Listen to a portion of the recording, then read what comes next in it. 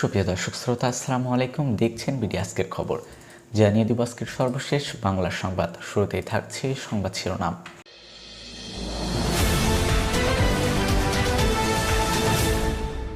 মন্ত্রিত্বের দাবিতেই বরিশাল ৩ আসনের বিক্ষোভ মিছিল।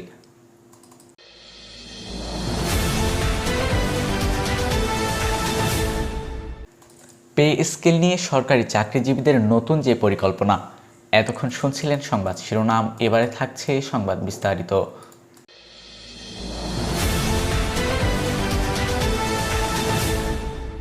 মন্ত্রিত্বের দাবিতেই বরিশাল ৩ আসনের বিক্ষোভ মিছিল। ত্রয়োদশ জাতীয় সংসদ নির্বাচনে বরিশাল আসন থেকে বিপুল ভোটে নির্বাচিত সংসদ সদস্য বর্ষিয়ান রাজনীতিবিদ অ্যাডভোকেট জয়নুল আবেদিনকে মন্ত্রিসভার সদস্য হিসেবে মনোনীত করার জন্য বিক্ষোভ মিছিল করা হয়েছে। বাবুগঞ্জ উপজেলা বিএনপি এবং তার সকল অঙ্গ সংগঠনের আয়োজনে 14 ফেব্রুয়ারি বিকেলে অনুষ্ঠিত এই কর্মসূচিতে সর্বস্তরের জনগণ অংশগ্রহণ করেন। বিক্ষোভ মিছিলে শেষে অনুষ্ঠিত সমাবেশে বক্তব্যরা বলেন, বরিশাল ৩ আসন দীর্ঘদিন ধরে উন্নয়ন বঞ্চনার শিকার। অবকাঠামো, শিক্ষা ও স্বাস্থ্য এবং কর্মসংস্থানের ক্ষেত্রে কাঙ্ক্ষিত অগ্রগতি নিশ্চিত করতে জাতীয় পর্যায়ে কার্যকর নেতৃত্ব অপরিহার্য।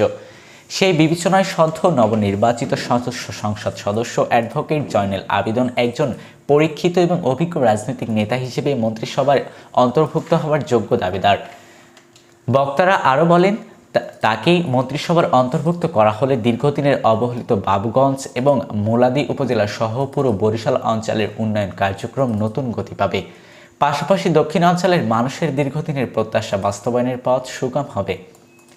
সমাবেশে বিএনপির নেতাকর্মীরা কেন্দ্রীয় নেতাকর্মীদের প্রতি আহ্বান জানিয়ে বলেন, বরিশাল 3 আসনের জনগণের রায় ও প্রত্যাশার প্রতি সম্মান জানিয়ে নবনির্বাচিত এই সংসদ সদস্যকে গুরুত্বপূর্ণ দায়িত্ব প্রদান করা হোক, যাতে দক্ষিণাঞ্চলের উন্নয়নের কার্যকর ও দৃশ্যমান ভূমিকা রাখা সম্ভব হয়।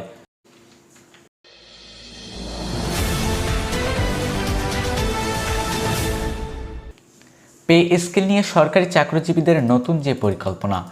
নবম পে স্কেল বাস্তবায়নের দাবিতে সরকার প্রধানের সঙ্গে সাক্ষাৎ করার পরিকল্পনা নিয়েছেন সরকারি চাকরিজীবীরা। দাবি আদায় ঐক্য পরিষদ এর ব্যানারে সংগঠিত কর্মচারীরা জানান, শীঘ্রই তারা তারেক রহমানের সঙ্গে সাক্ষাৎ করে 7 দফা দাবি উপস্থাপন করবেন। শনিবার 14 ফেব্রুয়ারি সংগঠনের মুখ্য সমন্বয়ক ওয়ারেস আলী গণমাধ্যমকে জানান, অন্তর্বর্তী সরকারের সময় থেকেই পে স্কেল নিয়ে তারা আন্দোলন চালিয়ে আসছেন। লাগাতার কর্মসূচির পর সরকার একটি কমিটি গঠন করলেও দাবিগুলো বাস্তবায়ন হয়নি। নির্বাচন শেষ হওয়ায় এখন নতুন সরকারের কাছে বিষয়টি চূড়ান্তভাবে উপস্থাপনের প্রস্তুতি নেওয়া হয়েছে। এর আগে ওয়ারেস আলীর নেতৃত্বে সংগঠনের পক্ষ থেকে তারেক রহমানের দপ্তরে লিখিত আবেদন জমা দেওয়া হয়।